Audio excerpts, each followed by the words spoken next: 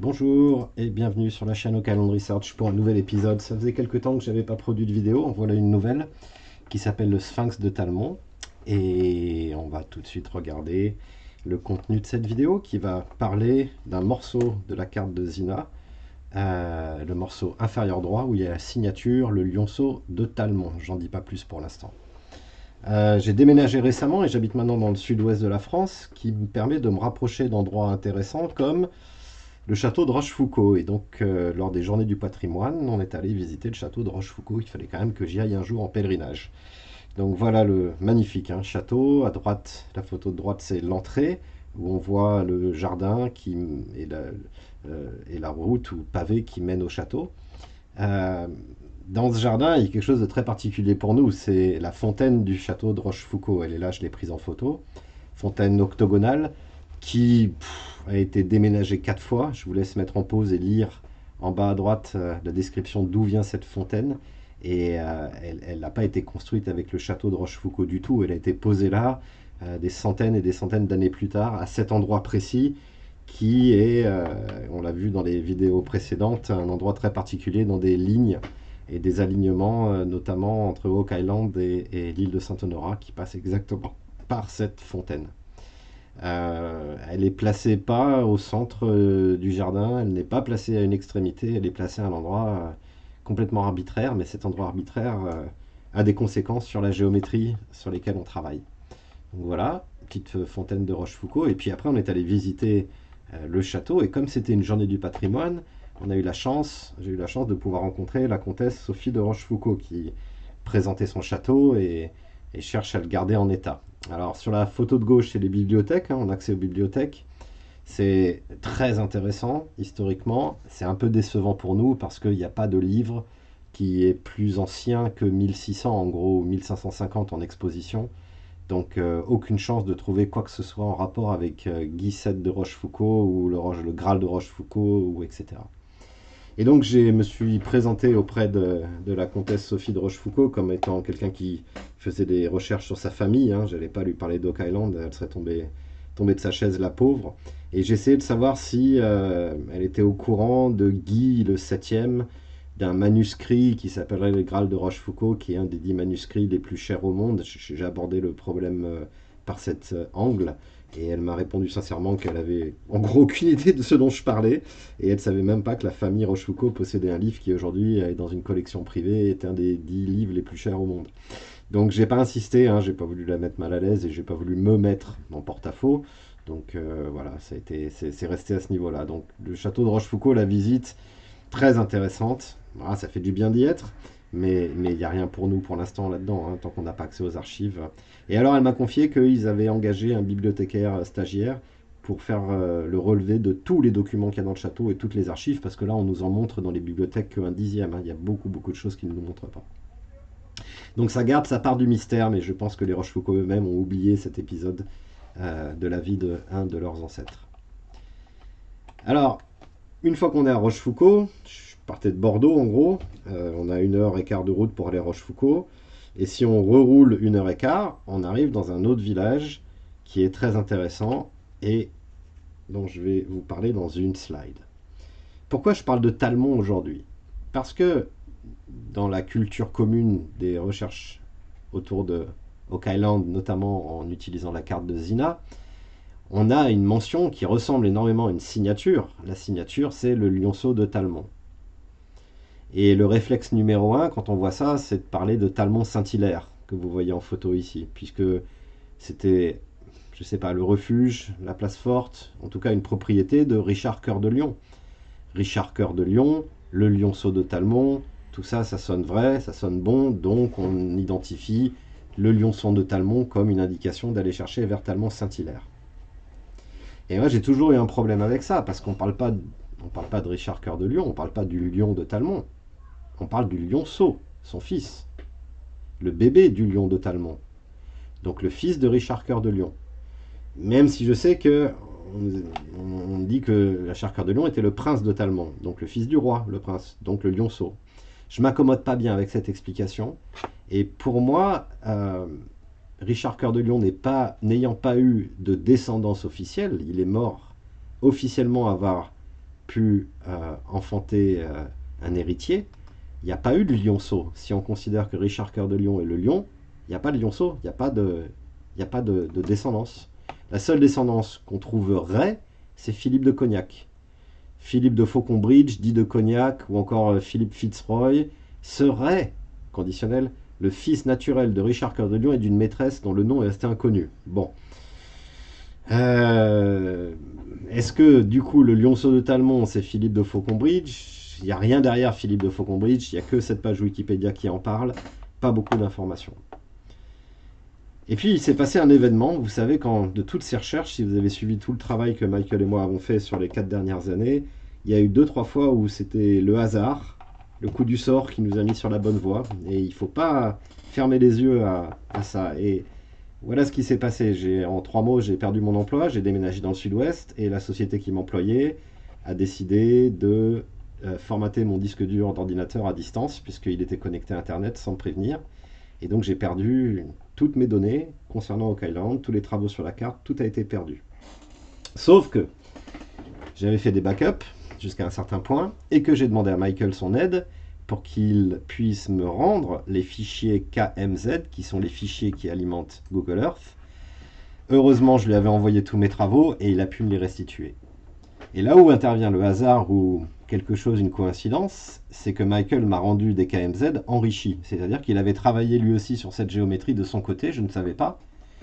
Et sur cette géométrie, on retrouve donc la géométrie d'Île-de-France, qu'on a déjà vu dans des vidéos passées. On a la croix de Nolan qui s'arrête à cette intersection de lignes rouges. Hein, la croix de Nolan est ici avec les barres perpendiculaires, les barres perpendiculaires qui est ici. Et ce point qui est en fait Notre-Dame d'Alençon, c'est ce qu'on appelle dans la géométrie d'Oak Island, c'est le 429 Extension Point, c'est ce qui permet d'aller un cran plus loin que la croix de Nolan qui s'arrête là. Le boulder A, je crois que c'est le cône A, je suis plus sûr du nom du cône, mais le haut de la croix, c'est cette intersection ici. Et Michael a intuitivement, j'imagine, parce que quand je l'ai eu au téléphone récemment, il ne se rappelle plus pourquoi il a fait ça, mais il a tracé une ligne, la ligne rouge, qui part du cône. Il faudrait que j'ai la représentation de la croix de Nolan sous les yeux pour nommer les cônes correctement, mais c'est ce cône de la branche droite de Nolan, de la croix de Nolan, intersection le haut de la croix de Nolan, et on continue, et on continue. Et il s'avère qu'on arrive à un point d'intersection et à une ligne perpendiculaire, exactement à 90 degrés, qui est cette ligne jaune reliant Oak Island en haut à gauche, reliant la fontaine des Rochefoucauld et du château ici, passe pile sur la fontaine, et reliant l'île de Saint-Honorat avec la chapelle de la Trinité. Tout ça a été dévoilé dans des vidéos passées sur les recherches qu'on avait fait sur ces points. Michael a continué la ligne, ce que je n'avais pas fait, et cette ligne jaune surprise, elle finit. On n'a pas encore eu le temps de travailler dessus, mais sur les pyramides de Dahchour en Égypte. Est-ce que c'est une coïncidence? Je ne sais pas. Mais cette ligne existe, et à 90 degrés de cette ligne issue de notre croix de Nolan, se trouve un point, qui est ce point ici, qui ne correspond à rien sur la carte. J'ai zoomé, il n'y a pas grand-chose autour. C'est un point virtuel, un point de construction. Et Michael a eu l'intuition de tirer un cercle dont le rayon, c'est la distance de ce centre, ce point de centre, jusqu'à la fontaine. Et il trace ce rayon. Et ça nous fait un cercle rouge qui passe par La Rochelle, qui passe par Royan, et qui passe par une localité qui s'appelle aussi Talmont, mais cette fois-ci c'est Talmont-sur-Gironde qui est ici, et on passe vraiment pas loin. Alors cette coïncidence, maintenant que je vis dans le sud-ouest, je commence à découvrir ces endroits, ces villages, je ne connaissais pas, je ne savais pas qu'il y avait un Talmont-sur-Gironde, donc je me suis renseigné, il n'y a que 2 Talmonts en France, Talmont-Saint-Hilaire et Talmont-sur-Gironde. Donc on a pris la voiture, on est parti du château de Rochefoucauld, et on est allé visiter Talmont-sur-Gironde. Et il y a assez de choses intéressantes dans ce village pour que j'en fasse une vidéo à propos d'Oak Island. Je continue. Voilà Talmont-sur-Gironde. Super joli village. D'ailleurs, vous savez qu'il y a cette émission, les 10 plus beaux villages de France, et tous les ans, il est cité dans les 10 plus beaux villages de France. C'est magnifique, c'est très très joli. Et on voit des fortifications. Les fortifications n'étaient pas là au village initialement, elles ont été rajoutées par Édouard Ier, roi d'Angleterre, qui a acheté Talmont aux comtes locaux. Je ne sais plus le nom des comtes locaux, mais cette fortification arrive plus tard. Et ici, juste ici, on voit des ruines, on devine des ruines. Il y avait une tour ici, hein, une tour qui s'est effondrée depuis, mais il y avait une tour pour réguler et voir tout le passage sur la Garonne. On est sur la Garonne et ce port permet de contrôler l'entrée et les pillages qui allaient en direction de Bordeaux. Il devait y avoir une tour fortifiée avec un canon, j'imagine. On voit ici une église, c'est l'église de Sainte-Raguedongue, j'espère que je le prononce correctement, qui a été modifiée et qui est très très intéressante, avec son cimetière ici. Et on va aller un petit peu déambuler dans les rues de Talmont, parce qu'il y a des choses à découvrir qui sont intéressantes. Voilà une autre vue avec une maquette de Talmont, hein, pour se rendre bien compte, c'est presque une presqu'île. Et une gravure de 1604 qui atteste quelque part qu'il y avait une activité maritime et qu'on pouvait accéder à un port à l'époque, en 1604. Il y avait une fortification qui est ici. Est-ce que c'est les tours? C'est assez mal décrit.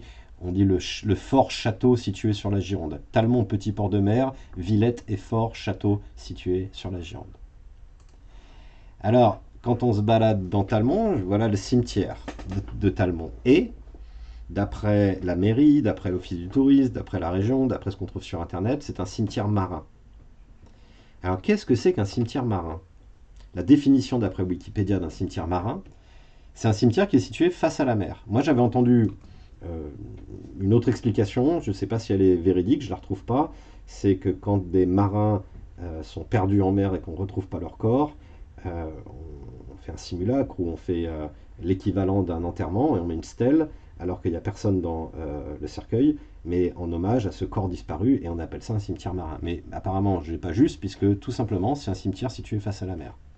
Le plus célèbre, c'est celui de Sète, qui est immortalisé par le poème Le cimetière marin de Paul Valéry, et on retrouve notre référence avec les documents de Bill Jackson, notamment la formule et la note de Tim McInnes à David Jackson, où on parle de il faut tenter de vivre avec le cimetière marin. Donc c'est un appel à rechercher sur des sites où il y a un cimetière marin, je pense.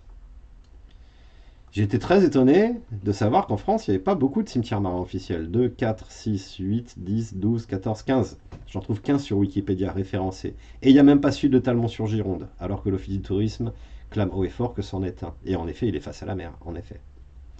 Donc on retrouve celui de Sète ici. Il y a Saint-Tropez, il y a Roscoff, il y en a Bonifacio, Cibourg. Cibourg, c'est dans le 64, hein, en Pyrénées-Atlantiques. Et puis il y a celui apparemment de Talmont-Saint-Hilaire. Donc c'est un village qui possède un cimetière marin. De Talmont, pardon, sur Gironde. Alors que Talmont-Saint-Hilaire, il n'y a pas de cimetière marin officiellement. L'église est très aussi intéressante. Alors cette église d'abord, initialement, continuait. C'est-à-dire que le toit arrivait jusque là. On était ici. Voilà. Et puis en dessous, il y avait un remblai. Et l'église était beaucoup plus longue. Et puis, je ne sais pas en quelle année, 1100, 1200, je ne sais pas exactement, il y a eu un affaissement, elle s'est écroulée. Et donc, du coup, on l'a coupée. Et on a juste maintenant cette partie d'église-là qui s'arrête là, alors qu'avant ça continuait. Et ils ont renforcé ici. Mais il faut savoir que l'église allait plus loin avant. Voilà l'entrée de l'église, donc Sainte-Radegonde. Elle est donc consacrée à Sainte-Radegonde. Cette église fait partie de Compostelle, du pèlerinage. Les pèlerins s'arrêtent ici, prennent un bateau, passent de l'autre côté et continuent côté Bordeaux. Et Sainte-Radegonde était l'épouse de Clovis, donc 521 de mémoire. Et elle a quitté la cour, trouvant qu'il y avait trop d'orgies et trop de n'importe quoi, et c'est devenue une sainte parce qu'elle prêchait la simplicité. C'est en tout cas l'histoire que j'ai de Sainte-Radegonde. Cette église, voilà, il y a des choses particulières. Donc ce mur qu'on voit ici, c'est le fameux mur rebouché. Avant, on continuait plus loin, et c'est le fameux mur qui a été fait après l'église pour condamner l'extension qui était tombée de la falaise. Donc on voit Sainte-Radegonde ici, et puis ici on voit une alcôve avec 3 petits piliers et une croix. La petite plaque qui est ici, je l'ai mis en gros, ce qu'on trouve dans cette église, et c'est particulier, c'est des fûts de colonnes qui proviennent d'un tombeau d'un notable talmonnais inhumé dans l'église en 1734. Et, surprise, dans une église,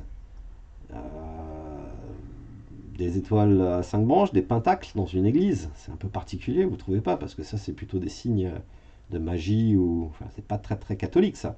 Ce qui est intéressant aussi, c'est que cette euh, euh, étoile à 5 branches de gauche a des courbures ici, hein, on voit les arcs, on ne le voit pas à droite, elles n'y sont pas à droite, et ces arcs et ce pentagramme peuvent être le début de la construction de la croix patentée templière. Bon, je ne vais pas aller plus loin parce que ça c'est de la spéculation, mais je trouve ça très étrange de trouver dans une église deux colonnades avec des signes presque, je veux dire sataniques, mais en tout cas d'ésotérisme profond non catholique. Donc ça c'est une partie de l'église. On a ici une alcôve dédiée à des prières. On a ici le transept pour la nef pour la messe. Et on a à gauche, très intéressant à gauche, on a une petite alcôve, une petite arcade et une petite salle dédiée à Marie-Madeleine. À la Vierge. Alors, Vierge Marie ou Marie-Madeleine. Elle n'a pas l'enfant, donc on va voir à quoi elle ressemble dans un instant. Et vous voyez ce lustre ici, c'est pas un lustre. Et ça, j'avais jamais vu dans une église. Voilà ce qu'on voit dans cette alcôve. On voit un bateau accroché au plafond. Voilà un voilier, une miniature. Et voilà le zoom sur le voilier. Et puis on a la Vierge Marie. Alors, je pense que c'est la Mère de Jésus, la Vierge Marie. Deux bancs pour se recueillir. Et puis un tabernacle, un buffet. Et puis cette chose dorée qui est au milieu là, sur lequel je vais vous faire un zoom. Voilà le zoom de la chose dorée. La chose dorée, c'est un petit placard, une petite remise, sur lequel on voit quoi? Là, j'étais assez stupéfait. Ben, on voit un calice. Là, vous le voyez, le calice? La coupe, le Graal. C'est la description du Graal, hein. C'est un calice. C'est ce qui a recueilli le sang de Jésus, d'après la légende. Et au-dessus, on a un œil ou un soleil ou quelque chose qui rayonne, puisqu'on voit on voit les rayons de soleil dans tous les sens, là. Est-ce que c'est une indication du Graal qui est écrit, qui est gravé, dessiné sur cette plaque dorée? J'ose dire que si j'ouvre avec la clé que j'ouvre, je vais trouver le Graal dedans, ça j'y crois pas. Mais je trouve ça, je me trompe peut-être, hein, j'ai peut-être la paradolie, mais trouver dans cette église ce bateau accroché et ce Graal, je trouve. Alors, il y a un cimetière marin en plus dans cet endroit de Talmont qui est peut-être référencé sur la carte de Zina. C'est particulier, vous avouerez. Et alors, quelle fut pas ma surprise en faisant des recherches sur Talmont-Saint-Hilaire? Pardon, je recommence. Quelle fut pas ma surprise en faisant des recherches sur Talmont-sur-Gironde de découvrir qu'à Talmont-sur-Gironde, il y avait un sphinx. Regardez, ça c'est l'église dont on vient de parler. Et en face, il y a un rocher qui ressemble de loin, grossièrement, au sphinx de Gizeh. Une autre photo, c'est la même mais pas avec les mêmes filtres. Donc ça date de 1908 cette photo. Une troisième où là on est sur l'île et on voit bien cette forme qui ressemble beaucoup, ou un peu, ou en tout cas qui ressemble et qui fait penser au sphinx de Gizeh. Et on appelait ça le sphinx de Talmont. Alors pourquoi on ne le voit plus aujourd'hui, le sphinx de Talmont? C'est intéressant. En 1917-1918, quand les troupes américaines lors de la Première Guerre mondiale s'installent dans le conflit, ils veulent établir une grande zone portuaire en face de Bordeaux, avec centre de pétrochimie, avec un énorme port qui s'étendrait sur le plateau du Caillot, c'est là où est Talmont-sur-Gironde. En faisant disparaître au passage le rocher du Sphinx, ils l'ont dynamité pour laisser place, pour faire de la place, pour pouvoir construire un port. Donc nos amis américains, en 1918, ont dynamité le Sphinx, et les seuls témoignages qu'on a de ce Sphinx, c'est ses cartes postales et ses photos d'époque. Intéressant, hein. Ça veut dire que moi, de nos jours, vous demandez à quiconque autour de Bordeaux, est-ce qu'il y a un sphinx à Talmont, les gens vous regardent avec des yeux ébahis, mais il y avait bien un sphinx et c'était connu. Alors, une question. Si en effet, on peut tirer par les cheveux, mais si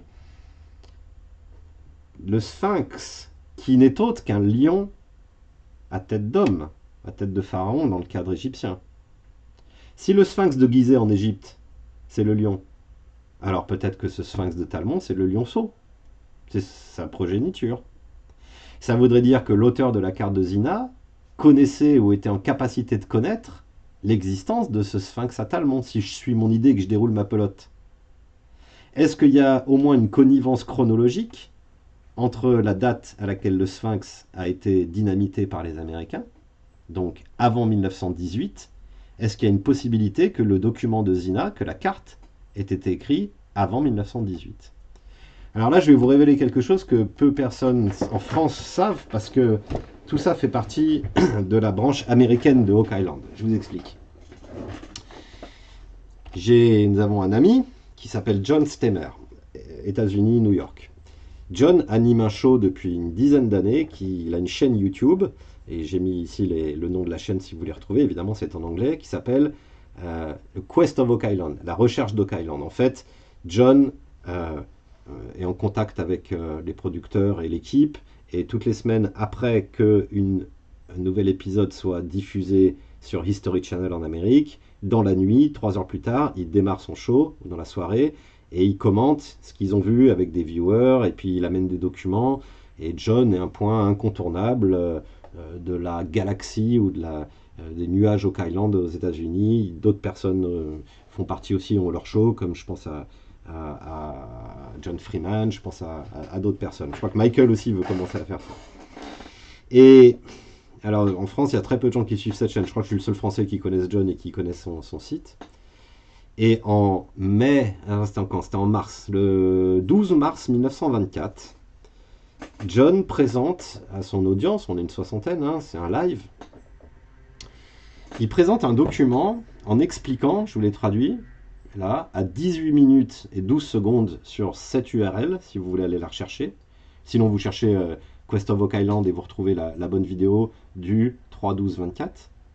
Et exactement à ce timing, il explique que ce document qu'il a reçu, ce truc-là, cette image, il a reçu une image, il n'a pas reçu le bouquin, vient de quelqu'un qui s'appelle Ron Ron, je ne le connais pas, c'est de son pseudo, je ne suis pas sûr que John le connaisse aussi, et a envoyé un email à John en disant « Regarde ces documents et je t'explique quoi ».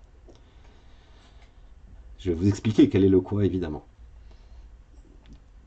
Apparemment, d'après ce que explique Ron Ron, John et le document, ainsi que quelqu'un qui s'appelle Daniel Spino, qui a aussi ce qu'il appelle le Hawk Island Comprehendum, qui est une page internet sur Hawk Island. Apparemment, ce document-là a été écrit en 1908, rédigé à la main. C'est signé par quelqu'un qui signe selon CLY, et c'est une copie d'un passage d'un livre cité par la Bible, mais qui a été perdu depuis, qui s'appelle The Book of the War of the Lords, le livre de la guerre du Seigneur. Et c'est référencé dans les nombres, 21 je crois. Donc ça c'est le contexte. Donc John, qui est propriétaire de la chaîne YouTube, qui broadcast des commentaires et des études sur ce qui se passe sur Hawk Island après les shows, reçoit par email de quelqu'un qui s'appelle John ce mail, cette image de document, alors on ne le voit pas là, mais je sais que c'est vrai, ça a été signé par CLY, et les recherches, ça a été écrit en 1908. Pourquoi c'est intéressant pour nous? Voilà la phrase, celle-là elle est tirée de la Bible, qui a été écrite par cette personne qui a écrit le CLY. Ce monsieur CLY en 1908 a écrit ceci. Et quand on compare les lettres avec les lettres sur la carte, ça devient très très intéressant. Regardez les T de atterrissage, regardez les T de written, ils sont carrément similaires. Regardez le I, comment il écrit le I dans sa phrase. Regardez le I de ici ou les autres I, c'est carrément similaire. Les L, c'est des très longs L, c'est les mêmes qui sont ici en orange. Les S, alors il y a d'autres choses, il y a les T, les S, vous pouvez regarder le S qui est ici, vous voyez bien qu'il correspond au S qui est là. Alors, c'est pas une preuve, hein, il suffit d'imiter une écriture ou quoi, mais c'est très troublant, parce qu'on sait que cette carte-là de Zina, elle date pas de 1347, ça c'est sûr, elle date pas de l'année dernière, c'est sûr aussi. D'après l'étude que j'avais fait des mots choisis, ça date de après 1350 environ, ou 1400, je ne sais plus comment j'avais nommé, 1650 j'avais trouvé. Après 1650, tous les mots sont en usage dans la langue française.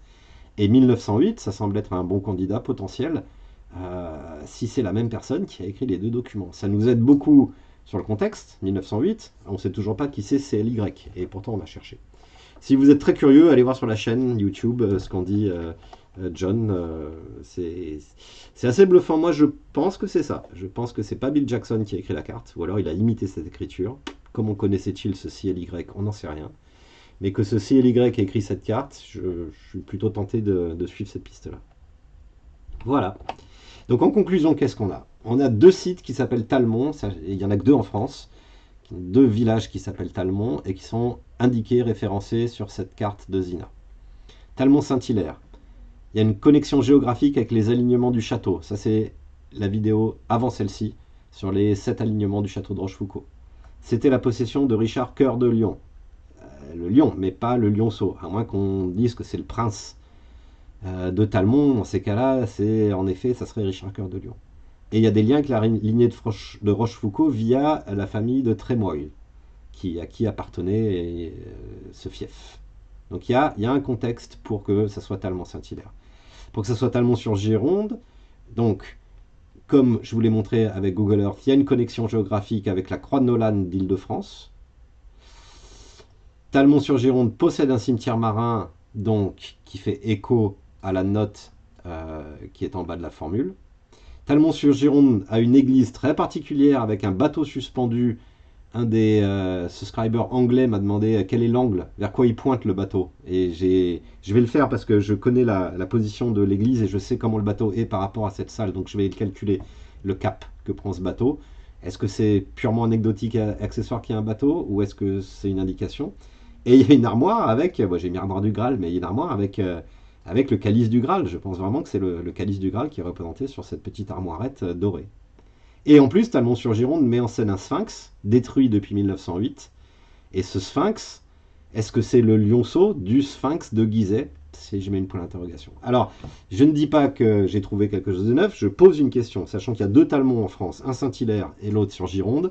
Lequel est le plus approprié pour faire écho au document de Zina Alpern? Pour l'instant, j'en suis là. J'ouvre juste une porte, on verra ce qu'il y a derrière. Voilà. Merci beaucoup de suivre la chaîne, souscrivez si vous aimez, et puis je reprendrai les vidéos au fur et à mesure des découvertes qu'on a, du nouveau matière, parce que ça sert à rien de faire des vidéos dans le vide et dans le vent. Merci beaucoup, et à très bientôt. Au revoir.